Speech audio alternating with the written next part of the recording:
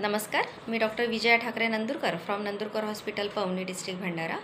आज परत एका आरोग्याच्या समस्येवर आपण चर्चा करणार आहोत आणि ती म्हणजे प्रीमॅच्युअर ग्रेइंग ऑफ हेअर्स। आपण ज्याला मराठीमध्ये म्हणू शकतो की वेळेच्या आधी केस पांढरे होणं किंवा पिकणं।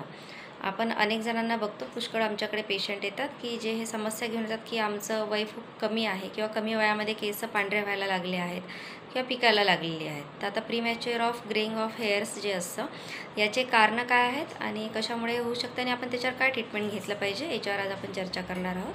तर बघा, एका विशिष्ट वयानंतर, जसं वयाच्या 40शी नंतर जसं जसं आपलं शरीर हे एजिंग व्हायला लागतं, स्किन आहे, बाकी अवयव आहेत, तसंच केससुद्धा जसं एजिंग होते तसं तसं केस हे पांढरे व्हायला लागतात। तर हे वयाच्या आफ्टर म्हणजे 40 इयर्स नंतर हे कॉमनली दिसतं, परंतु काही काही केसेसमध्ये खूप कमी वयामध्ये, जसं 30-35मध्ये सुद्धा असे पेशंट येतात आमच्याकडे। एकदम छोटे छोटे मुलं आहेत, 10 वर्षाचे, 12 वर्षाचे, 7-8 वर्षाचे सुद्धा, की ज्यांचे केस पांढरे व्हायला लागलेले आहेत आणि सध्या याचं प्रमाण खूप वाढलं आहे। तर याचे कारणं काय आहेत?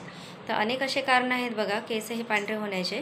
सगळ्यात मुख्य म्हणजे जर कोणाकडे अनुवांशिकता असेल, जसं जेनेटिक प्रॉब्लेम आहे किंवा ज्याच्याकडे हेरिडिटरी आहे, ज्यांच्याकडे असं हिस्ट्री आहे आई किंवा वडिलांकडे की कमी वयातच केस पिकतात, तर अशा केसेसमध्ये आपल्याला बघायला मिळू शकते की त्या मुली किंवा मुलांमध्ये त्यांच्या पाल्यांमध्ये सुद्धा केस जे आहेत हे कमी वयामध्ये पिकतात। दुसरं काही हार्मोनल जर इम्बॅलन्स असेल, कोणाला जर थायरॉईडचा प्रॉब्लेम असेल, जर PCODचा प्रॉब्लेम असेल, डायबिटिक पेशंट जर असतील, तर अशा केसेसमध्ये जिथे हार्मोनचं इम्बॅलन्स आहे, म्हणजे आपल्या शरीराच्या प्रत्येक ग्रोथवर हार्मोन्सचा हा कंट्रोल असतो, मग ते केस असो की तुमचे नेल्स असो, म्हणजे हेड टू फीट सगळ्या गोष्टींवर।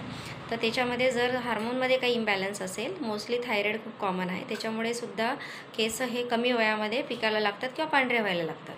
आणि सगळ्यात महत्त्वाचं आहे न्यूट्रिशनल डेफिशियन्सीज, म्हणजे तुमच्या आहारामध्ये, तुमच्या पोषणामध्ये जर काही कमतरता होत असेल, तुमच्या शरीरामध्ये व्हिटॅमिन B5, B12, तुमच्या शरीरामध्ये व्हिटॅमिन Cची डेफिशियन्सी असेल, मिनरल्सची कमी असेल, आयरन, कॅल्शियम याची जर डेफिशियन्सी असेल, तर त्याच्यामुळे सुद्धा तुमचे केस पांढरे व्हायला लागतात। आमच्याकडे अनेक पेशंट येतात, काही मुलं येतात ज्यांना खूप जास्त केस पिकले आहेत, तर आपण त्यांना बघतो म्हणजे पुष्कळ जणांना की मोस्टली आपल्या इकडच्या भागामध्ये भंडारा गोंदिया जो जिल्हा आहे की ते पोळी खातच नाहीत, फक्त भात आणि भाजीच खातात।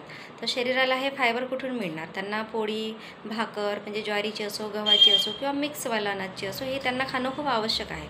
तर जे मुलं हे खात नाही त्यांना व्हिटॅमिन B12ची डेफिशियन्सी खूप जास्त प्रमाणात बघायला मिळते आणि खूप कॉमन आहे। त्याच्यामुळे त्यांची पचनक्रिया डिस्टर्ब होते, त्यांना कॉन्स्टिपेशनचा त्रास असतो, मूळव्याधसारखा सुद्धा त्रास त्या पेशंटला होऊ शकतो आणि त्यांची पचनक्रिया बरोबर नसल्यामुळे शरीराला व्हिटॅमिन B12 हे जर कमी होत आहे, फॉलिक ॲसिडची डेफिशियन्सी होत आहे, तर अशामध्ये त्यांचे केस खूप कमी वयामध्ये हे पिकतात, पांढरे होतात।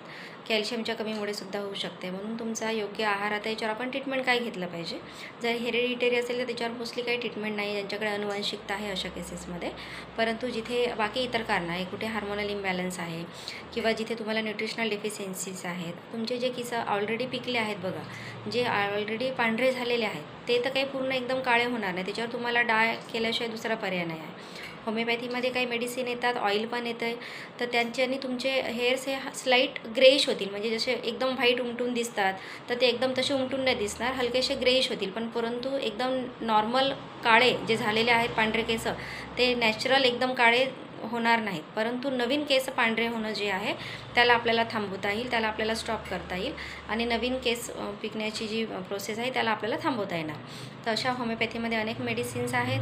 होमिओपॅथीमध्ये नॅट्रम्युरा आहे, लायकोपोडियम, सायलिशिया, कॅल्केराकार, ॲसिडम, नायट्रिकम आहे, थुजा आहे, थायरॉइडिनम आहे, जाबोरंडी आहे, अनेक अशा औषधी आहे। परंतु काही मेडिसिन्स आपल्याला ह्या एक्सटर्नली अप्लाय करावं लागतात, काही औषधी ह्या पोटातून घ्यावं लागतात आणि सोबत तुम्हाला काही डेफिशियन्सीज असेल तर त्या क्षारांची, त्या व्हिटॅमिनची झीजसुद्धा शरीरातली भरून काढणं खूप आवश्यक असते।